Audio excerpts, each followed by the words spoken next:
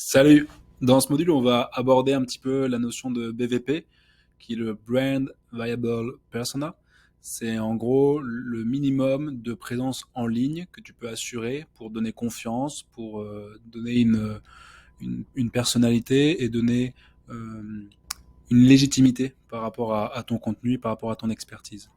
Donc ça va être important de créer cette personne-là. Donc toi, en fait, l'avatar que tu vas incarner. Donc ça peut être ta vraie personnalité ou quelque chose que tu as inventé, une personne que tu as inventé, un personnage que tu as inventé. Et ça va être important de faire ça parce que les gens ne vont pas acheter ton offre, ton produit, ton service, s'ils ne te connaissent pas, s'ils n'ont pas confiance en toi. Et cette confiance, elle se gagne en créant du coup ce BVP, ce minimum de personnalité publique. Okay, donc ça sera, tu peux le faire soit sur un réseau social déterminé, soit sur plusieurs. Je te conseille d'en faire un ou deux maximum dans un premier temps, parce que ton branding, donc ta marque, ton personal branding, donc ta marque personnelle, ton personal branding va être adapté à ton client, là où il se trouve, à ton avatar. Par exemple, si ton avatar, on détermine qu'il est principalement sur Instagram, que c'est le vecteur qu'il utilise le plus pour consommer du contenu, ton, ton personal branding va se concentrer principalement sur avatar, parce qu'on veut parler aux gens de la manière qui leur correspondent le plus et là où ils sont. D'accord? Comment est-ce que je veux contacter mon audience? Comment est-ce que je veux interagir avec elle? Et où est-ce que je veux le faire? Donc, pour faire ça, ça va être important pour créer justement ton personal branding. Ça va être important de voir un petit peu, de définir un petit peu quelle est ta cible, donc quel est ton avatar client, et de construire ton personal branding par rapport à ça. Qu'est-ce que ton audience aime bien?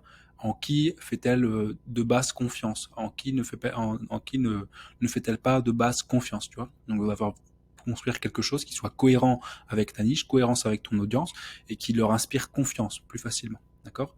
Un exemple, si une personne, t'es dans un milieu, on va dire, alternatif, complotiste, on va dire, tu vois, tu vas pas te présenter en tant que politicien parce que de base, ils ont un biais psychologique qui fait que tous les politiciens, pour eux, vont être corrompus. Donc tu peux pas arriver en disant je suis politicien, tu auras beaucoup plus de difficultés à te faire accepter et à gagner la confiance des gens. Tu peux également analyser la concurrence, voir comment les gens se placent, voir ce qui fonctionne, et puis t'adapter par rapport à ça. Je te recommande de ne pas recopier complètement le personal branding de quelqu'un, parce que sinon tu vas t'identifier à la personne et on ne pourra pas justement t'identifier toi en tant qu'individu, en tant euh, que source d'information vraiment différente des autres. Il y aura toujours l'effet encore une personne, encore un comme ça. Et ça, on veut vraiment éviter.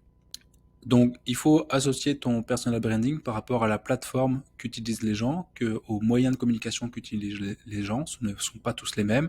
Les jeunes générations auront plutôt tendance à utiliser par exemple Instagram ou TikTok, alors que les personnes plus âgées, 40, 50, 60 ans, seront plus déjà sur Facebook. Tu vois. Donc, la plateforme va aussi influencer l'endroit où tu vas pouvoir communiquer avec tes prospects. C'est important de se lancer assez rapide de ce personal branding, de ce personnage, parce que plus tu vas le faire rapidement et plus tu vas pouvoir construire rapidement ton audience. D'accord? C'est quand même quelque chose qui peut demander du temps.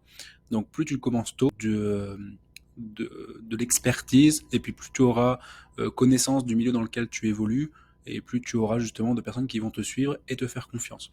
Aidez-moi à affiner complètement ton personnage, complètement ta présence en ligne, le faire petit à petit, eh ben, ça va permettre d'adapter un petit peu, tu vois, de voir ceux pour lesquels ta communauté réagit plutôt bien, ce que ça réagit mal, et pouvoir adapter ton personal branding, et plutôt que d'avoir un truc complètement fixé et qui peut plus bouger, pas s'adapter. Donc il faut déterminer aussi quelles sont tes forces, quelles sont tes faiblesses. Alors ça, il n'y a pas aucun souci pour montrer les faiblesses Au contraire, c'est quelque chose qui se fait plutôt bien et qui permet de créer de l'empathie avec les gens, de montrer un petit peu ses difficultés, ses échecs. Ça fait vraiment comme une histoire. Une histoire, elle est passionnante parce que le héros, au cinéma ou dans un livre, le héros, c'est passionnant parce qu'il affronte des difficultés. Il doit les dépasser. Par exemple, Harry Potter, s'il n'avait pas perdu ses parents, par exemple, s'il n'avait pas la cicatrice, machin et tout, euh, ça serait pas aussi intéressant. Le Seigneur des Anneaux, pareil, si Sam et Frodon, ils avaient réussi en une journée à aller jeter l'anneau, ça serait pas passionnant, tu vois. En fait, il faut qu'il y ait toujours des difficultés que tu vas des courses pour les dépasser. Et ça, c'est hyper intéressant. Ça permet de créer de l'empathie, comme je te le disais, avec ton audience. Et ton audience, elle va être beaucoup plus enclin à te faire confiance parce qu'elle voit que tu es humain, en fait. Elle voit que tu as des faiblesses aussi et que t'es pas juste un surhomme. Parce que ça n'existe pas, quoi. Et pour interagir avec ton audience, il faut bien que tu réfléchisses. Donc, normalement, tu as déjà fait ton travail préparatoire de créer ton avatar. Donc, tu sais aussi quels sont les problèmes de ton avatar et comment est sa manière de communiquer. Donc, il faut que tu prennes conscience que la façon dont tu vas parler a un impact aussi euh, sur, la, ta communauté et sur l'engagement de ta communauté. Donc, il faut vraiment adapter euh, ton personal branding, ton personnage par rapport à ta communauté, par rapport à leurs attentes et à leurs besoins. D'accord. Ça va être hyper important. Et donc, ne pas hésiter à se nicher au maximum dans ton personal branding et à être cloisant, d'accord, à avoir des opinions fortes et marquées pour montrer, faire une séparation entre les gens de la communauté et les gens qui sont hors de la communauté. Ça permet de créer justement ce sentiment d'appartenance à un groupe, à une tribu, qui est un levier psychologique très fort chez l'humain. Donc du coup, c'est important de l'utiliser pour justement fédérer autour de soi, autour de son personal branding.